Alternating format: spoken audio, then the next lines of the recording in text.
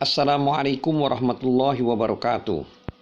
Alhamdulillahirabbil alamin wassalatu wassalamu ala asrofil mursalin Muhammad wa ala alihi wa sahbihi ajmain. Hadis Muslim nomor 36. Diriwayatkan dari Zir bin Hubash radhiyallahu anhu, ia berkata, Ali Abi Thalib pernah berkata,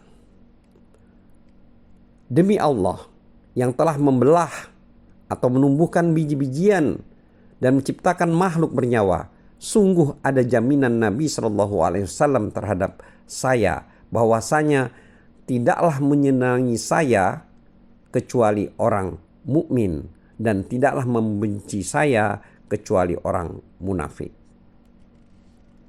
Hadis ke-37 diriwayatkan dari Al-Barra radhiyallahu anhu dari Nabi SAW bahwa beliau pernah bersabda perihal kaum Ansor, tidaklah menyenangi kaum Ansor kecuali orang mukmin dan tidaklah membenci mereka kecuali orang munafik. Barang siapa menyenangi mereka maka ia disenangi oleh Allah, dan barang siapa membenci mereka maka ia dibenci oleh Allah. Hadis ke-38 diriwayatkan dari Abu Hurairah radhiyallahu anhu bahwasanya Rasulullah SAW pernah bersabda, sesungguhnya iman itu akan berlindung kembali ke Madinah sebagaimana ular berlindung kembali ke liangnya. Hadis ini juga diriwayatkan oleh Al-Bukhari nomor hadis 1876. Hadis ke-39 diriwayatkan dari Abu Hurairah radhiyallahu anhu, ia berkata, saya pernah mendengar Rasulullah SAW bersabda, orang Yaman telah datang, hati mereka lebih halus dan lebih lemah. Iman dan hikmah itu dimiliki orang Yaman. Ketenangan dimiliki pemilik kambing, dan kebanggaan serta angan-angan dimiliki tukang dendeng atau penjemur daging di desa yang mengharapkan terbitnya matahari.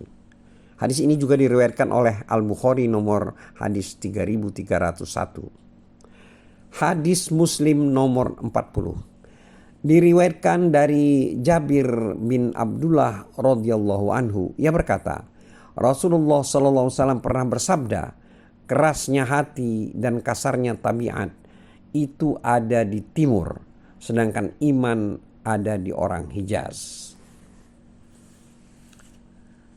Hadis ke-41 diriwayatkan dari Aisyah radhiyallahu anha, ia berkata, saya pernah bertanya, wahai Rasulullah, Ibnu Jud'an pada masa jahiliyah pernah menyambung tali persaudaraan dan memberi makan orang miskin. Apakah hal itu berguna baginya? Beliau menjawab, itu tidak berguna baginya. Ia tidak mengucapkan pada suatu hari, ya Tuhan, ampunilah kesalahan saya pada hari kiamat. Hadis nomor 42 diriwayatkan dari Abu Hurairah radhiyallahu anhu, ia berkata, Rasulullah SAW pernah bersabda, kamu tidaklah masuk surga sehingga kamu beriman, dan kamu tidaklah beriman sehingga kamu saling mencintai. Tidaklah aku tunjukkan kepadamu suatu yang bila kamu melakukannya maka kamu saling mencintai, yaitu sebarkanlah salam di antara kamu. Hadis nomor 43 diriwayatkan dari Abu Hurairah radhiyallahu anhu bahwasanya Rasulullah SAW pernah bersabda, tidaklah seorang itu berzina kalau pada saat berzina tersebut ia beriman. Tidaklah seorang itu mencuri kalau pada saat mencuri itu ia beriman. Dan tidaklah seorang minum khamar atau minuman keras kalau pada saat minum itu ia beriman. Abu Hurairah menambahkan, dan tidaklah seorang merampas suatu yang berharga yang mengundang perhatian semua orang kalau pada saat ia merampas itu ia beriman. Di dalam hadis Hammam disebutkan, yang mengundang perhatian semua orang beriman kalau pada saat merampas itu ia beriman. Ia menambahkan, dan tidaklah seorang itu berbuat curang kalau pada saat curang tersebut ia beriman. Maka jagalah dirimu, jagalah dirimu.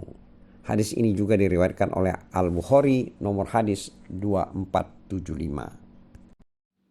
Demikianlah, wallahu alam bisawab, wabillahi taufiq wal hidayah. Assalamualaikum warahmatullahi wabarakatuh.